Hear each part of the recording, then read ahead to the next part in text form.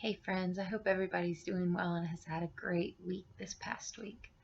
We are nearing the end of our Fruit of the Spirit series. We've got 2 more fruits of the Spirit to discuss. So if you didn't see, Ruth Ann posted on Facebook, because we forgot to get it posted to Facebook yesterday, about faithfulness. So if you haven't seen that one, please be sure to check it out. I just listened to it and it was great. But we've talked about love and joy and having peace and patience and kindness and goodness and, like I just said, faithfulness. But today we are going to talk about the next fruit in the list. Because remember, Galatians chapter 5 says, but the fruit of the Spirit is love, joy, peace, patience, kindness, goodness, faithfulness, gentleness, self-control. Against such things there is no law.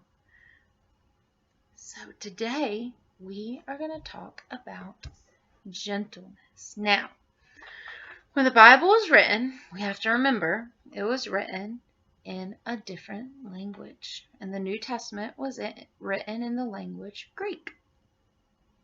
So to best understand what the Bible authors meant by what they wrote is to know how they wrote it in their own language. So you know how sometimes we might say something or hear something and not really know what it means because we've never heard it in that language. That's what the people who translated the Bible from Greek to English had to do. They had to find these words and just explain them in a way that we, as people who know English, could understand.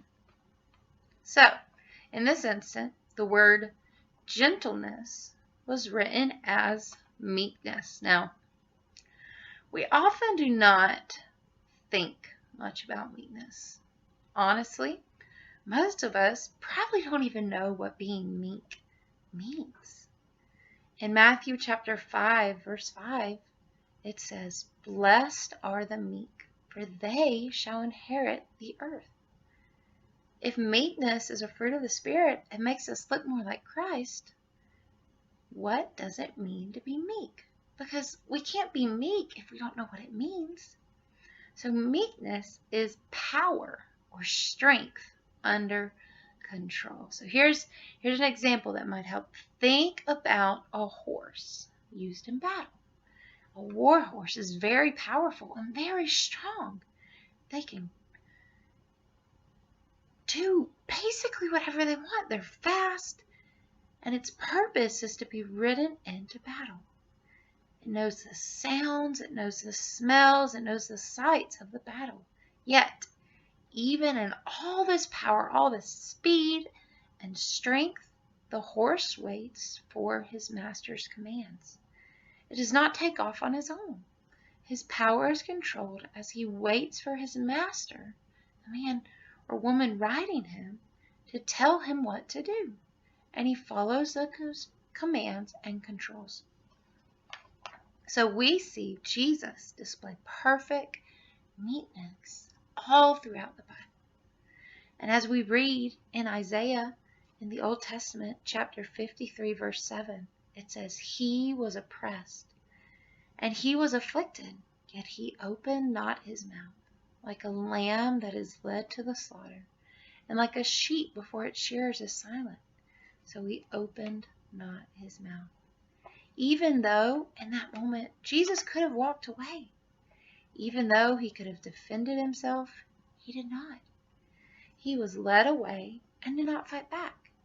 He knew the glory of his Father was worth laying aside his rights, and he willingly submitted to the task before him.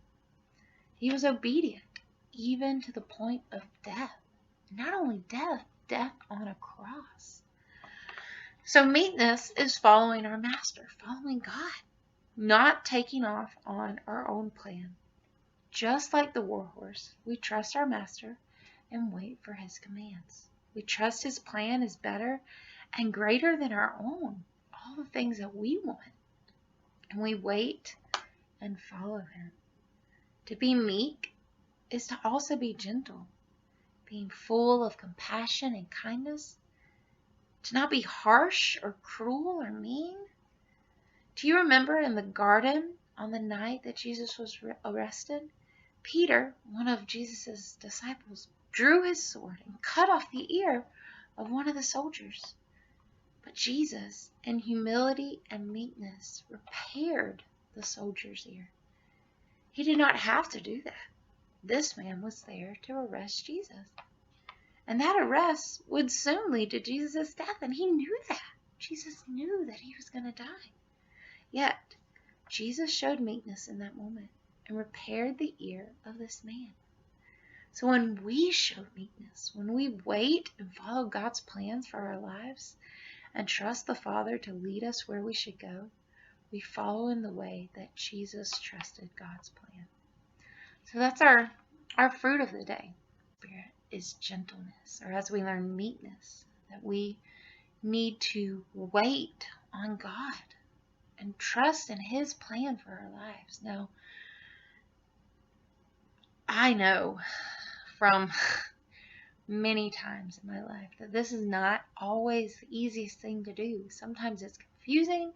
Sometimes we are stubborn and want to go our own way. But God promises that His plan is best, and He loves us so much that He will provide what we need. I hope you guys have a good week.